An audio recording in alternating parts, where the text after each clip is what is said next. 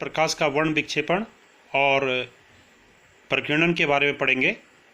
तो प्रकाश का वर्ण विक्षेपण किसे कहते हैं? सर, सबसे पहले न्यूटन ने बतलाया था कि जो सूर्य प्रकाश होता है तो सूर्य प्रकाश में 7 रंग की किरणें मौजूद होती हैं: बैंगनी, जामुनी, नीला, हरा, पीला, नारंगी, लाल।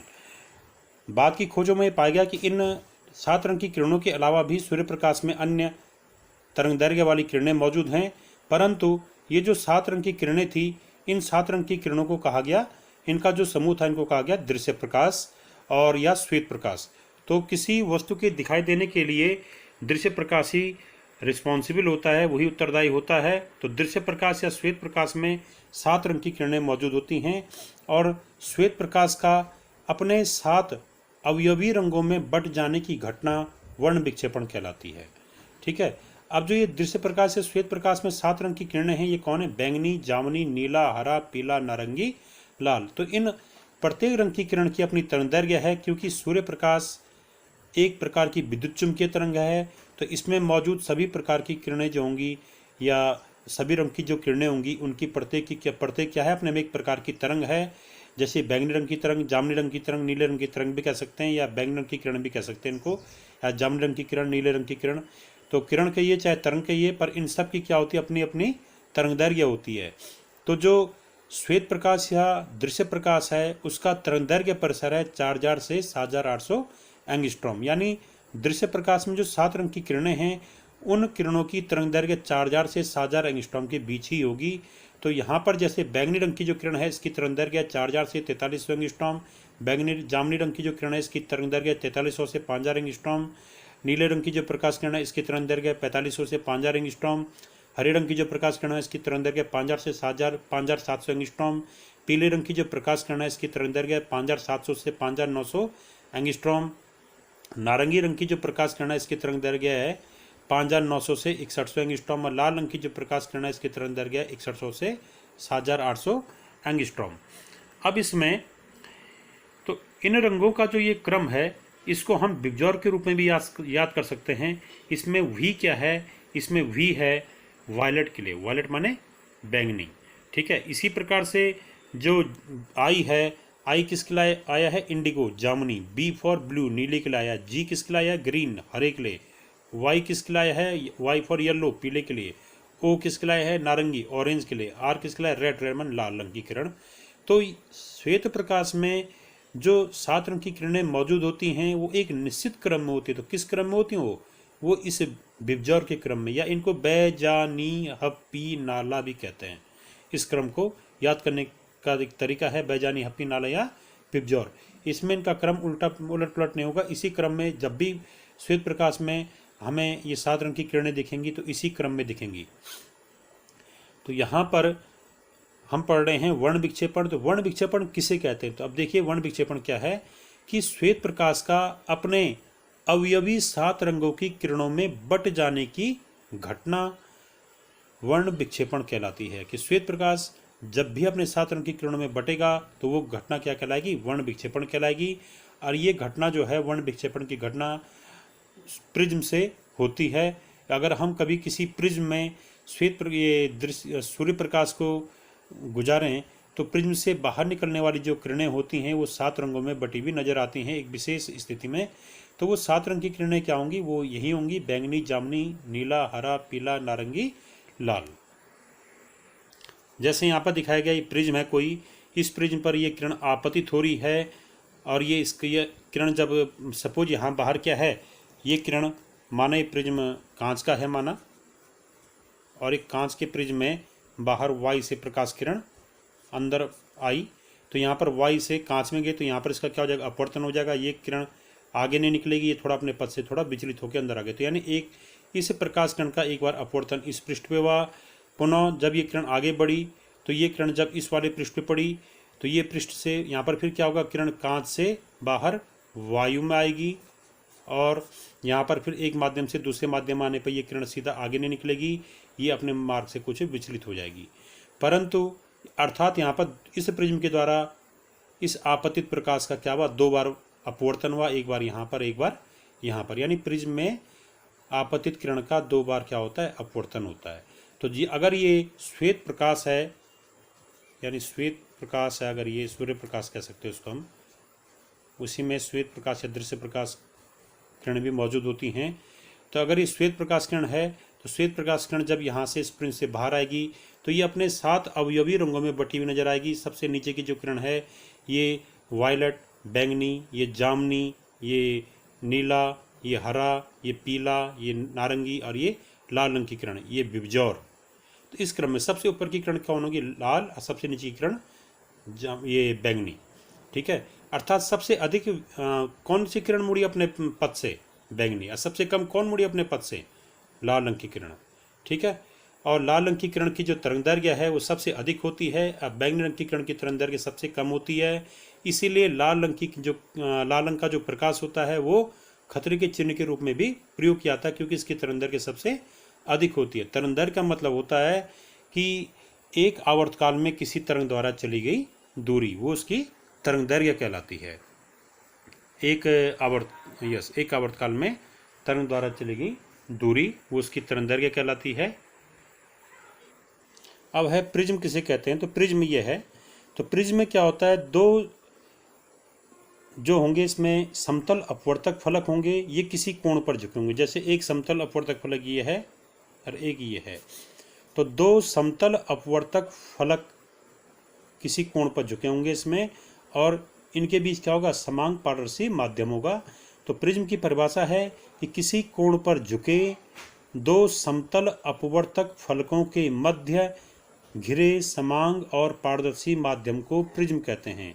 यानी किसी कोण पर, जैसे कोण बनना है यहाँ पे, किसी कोण पर झुके दो अपवर्तक पृष्ठों के मध्य घिरे समान और पारदर्शी माध्यम को प्रिज्म कहते हैं। ठीक है, इसमें दो फलक एक किसी कोण पर झुके होंगे और इनके बीच का जो माध्यम होगा वो समान होगा और पारदर्शी होगा। तो प्रिज्म में होता क्या है? प्रिज्म में वास्तव में 3 आयताकार फलक होते हैं, जैसे एक ये वाला, एक ये वाला और एक ये वाला। देखिए एक ये आयत दिख रहा है, एक सामने वाला आयत। तो 3 आयताकार फलक होते हैं और 2 त्रिभुजाकार फलक भी होते हैं, ये वाला और ये वाला। ठीक है, 2 त्रिभुजाकार फलक और 3 आयताकार फलक होते हैं। पर ये होता है कौन से वाले प्रिज्म में? ये होता है त्रिभुजाकार प्रिज्म में। इसके अलावा भी प्रिज्म हो सकते हैं, अन्य आकार के भी हो सकते हैं प्रिज्म। तो प्रिज्म में को रखने का तरीका यह है कि प्रिज्म का ये जो फलक क्षैतिज होगा, ठीक उसके विपरीत वाला फलक भी क्या होना चाहिए? उसी आकार का होना चाहिए। जैसे यहाँ पर त्रिभुजाकार फलक हमने जमीन पर रखा है, कागज़ पे रखा है, तो इसके ठीक अपोजिट फलक भी क्या है? त्रिभुजाकार है। इसको हम ऐसा नहीं सोचते कि आयताकार फलक नीचे रखा तो ऊपर का जो फलक है वो आयताकार नहीं आ रहा है, तो यानी ये गलत विधि होगी, ऐसा रखा जाएगा। ये ऊपर का फलक भी त्रिभुजाकार, ठीक इसके विपरीत फलक भी त्रिभुजाकार ही है। ठीक है, तो इसमें जो ये आयताकार फलक हैं इनको हम कहते हैं अपवर्तक फलक, क्योंकि अपवर्तन इन्हीं फलकों से होता है। ठीक है, आयताकार फलकों से अपवर्तन होता है।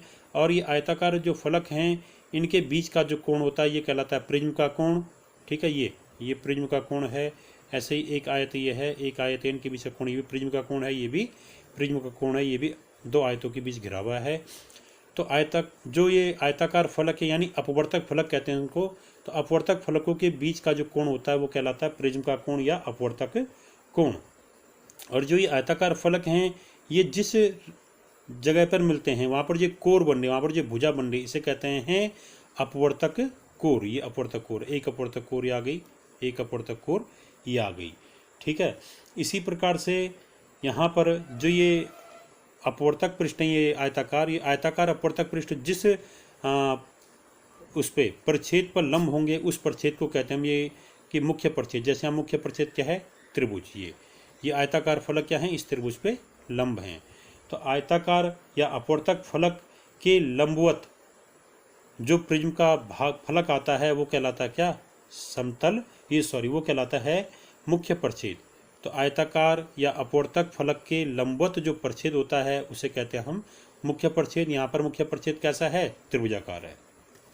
और यदि इस मुख्य परिच्छेद यहाँ पर जो है अगर ये कोण 60 अंश का है तो इसका मतलब ये कैसा त्रिभुज होगा? ये समबाहु त्रिभुज होगा।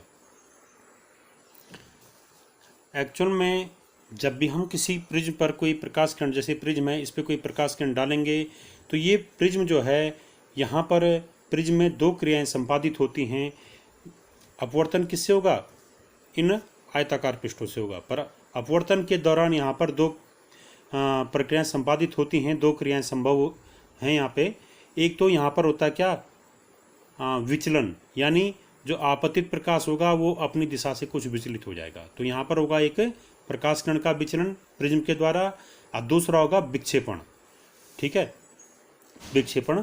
तो जब प्रिज्म द्वारा कोई प्रकाश अपवर्तित होता है तो निम्नलिखित दो क्रियाएं संभव हैं, विचलन और विक्षेपण। तो प्रिज्म से क्या होता है, प्रकाश किरण का विचलन होता है, यानी आपतित प्रकाश अपने मार्ग से कुछ भटककर किसी अन्य मार्ग में चल जाता है। तो यहाँ पर क्या हो गया, उस आपतित प्रकाश का विचलन हो गया। ठीक है।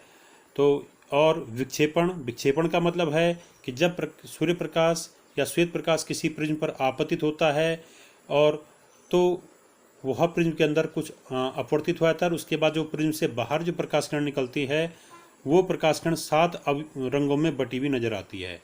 तो जब श्वेत प्रकाश किसी प्रिज्म पर आपतित होता है तो प्रिज्म से बाहर निकलने वाली प्रकाश किरणें 7 रंगों में बटी हुई नजर आती हैं।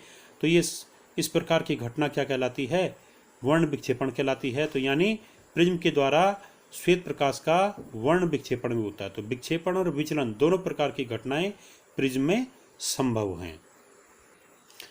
माना यहाँ पर एक ये प्रिज्म है, इस प्रिज्म पर ये प्रकाश किरण आपतित हुई, तो यहाँ पर क्या हुआ, जब ये प्रकाश, या माना यहाँ बाहर क्या था, ये बाहर वाला माध्यम माना, ये माध्यम सपोज वायु है, और ये अंदर वाला माध्यम माना कांच है। ठीक है। तो यहाँ पर प्रकाश किरण एक माध्यम से दूसरे पारदर्शी माध्यम में जा रही है, तो यहाँ पर इसका अपवर्तन हो गया, ये प्रकाश किरण थोड़ा अपने पथ से इधर चलेगी, यानी EF ये आपतित प्रकाश है, FG ये यहाँ पर इस फलक के द्वारा ये अपवर्तन हुआ। तो ये FG क्या है, अपवर्तित किरण है। फिर ये अपवर्तित किरण क्या होगी, यहाँ कांच से फिर बाहर वायु में आएगी, तो यहाँ पर कांच से वायु में आने पर फिर इसका अपवर्तन होगा। तो ये अपवर्तित किरण जब बाहर आएगी तो ये अपने पथ से कुछ विचलित होकर इस दिशा में चलेगी। तो यहाँ पे FG ये कांच के अंदर अपवर्तित किरण है, और GH ये कांच से बाहर आने वाली अपवर्तित किरण है। सम्मिलित रूप में हम ये कहते हैं कि ये आपतित किरण होगी EF, FG क्या होगी अपवर्तित किरण, और GH क्या होगी निर्गत किरण कहते हैं इसको। तो यहाँ पर आपतित किरण और निर्गत किरण की दिशाओं के बीच का जो कोण होता है उसे कहते हैं विचलन कोण। ठीक है। ये देखिए, आपतित किरण को आगे अगर हम डैश करके बढ़ाएं, भले आपतित किरण अपवर्तन के पश्चात इधर चले गए, पर अगर हम इसकी दिशा को आगे बढ़ाएं और निर्गत किरण की दिशा को पीछे की ओर बढ़ाएं, तो आपतित किरण और निर्गत किरण की दिशाओं के बीच का कोण विचलन कोण कहलाता है। ये इस प्रिज्म के लिए विचलन कोण कहलाता है। ठीक है। तो आपतित किरण और निर्गत किरण के बीच का कोण प्रिज्म का विचलन कोण कहलाता है। ठीक। और जैसे जैसे हम आपतन कोण का मान परिवर्तित करते हैं वैसे वैसे विचलन कोण का मान भी परिवर्तित होता है। ठीक। यहाँ पर हम एक ग्राफ देख रहे हैं। इस ग्राफ में हमने आपतन कोण और विचलन कोण के बीच का ग्राफ खींचा है। इसमें क्या है कि अगर हम आपतन कोण, इस वाले चित्र में आपतन कोण के मान बदलते जाएं तो ये जो विचलन कोण डेल्टा है, इसे डेल्टा से प्रकट करते हैं, इसके मान भी परिवर्तित होते हैं। तो हमने यहाँ पर आपतन कोण, कई आपतन कोण लिए और कई विचलन कोण प्राप्त किए, तो उनके बीच का ग्राफ इस प्रकार से आता है। तो आपतन कोण और विचलन कोण के मध्य अगर हम ग्राफ खींचें तो ये आया। इस ग्राफ से स्पष्ट हो रहा है कि आपतन कोण के एक अल्प मान से उसको आगे जैसे हम बढ़ाते हैं, तो आपतन कोण को एक अल्प मान से आगे बढ़ाने पर विचलन कोण का मान लगातार घटता जाता है। एक निश्चित आपतन कोण पर विचलन कोण का मान न्यूनतम हो जाता है। इस वाले आपतन कोण पे विचलन कोण घट के क्या हो गया, ये न्यूनतम हो गया। इसके बाद आपतन कोण को बढ़ाने पर विचलन कोण फिर बढ़ने लगता है। यानी आपतन कोण को, प्रारंभ में आपतन कोण को बढ़ाने पर विचलन कोण घटता है। एक निश्चित आपतन कोण पर विचलन कोण घट के न्यूनतम मान प्राप्त करता है। इसके बाद आपतन कोण को बढ़ाने पर विचलन कोण पुनः बढ़ने लगता है। ठीक। तो एक निश्चित आपतन कोण पर विचलन कोण अपने न्यूनतम मान को प्राप्त कर रहा है। तो विचलन कोण का यह न्यूनतम मान जो डेल्टा में, इसे हम कहते हैं अल्पतम विचलन कोण या न्यूनतम विचलन कोण। इसे हम डेल्टा M से प्रकट करते हैं, मिनिमम डेविएशन वैल्यू। विचलन को इंग्लिश में कहते हैं डेविएशन, अब विचलन कोण को इंग्लिश में कहते हैं डेविएशन, एंगल ऑफ डेविएशन। ठीक है। तो यहाँ पर इसके बाद हम पढ़ेंगे इस वीडियो के अगले पार्ट में हम पढ़ेंगे कि प्रिज्म का अपवर्तनांक का सूत्र निकालना इसको हम इस वीडियो के अगले पार्ट में पढ़ेंगे। धन्यवाद।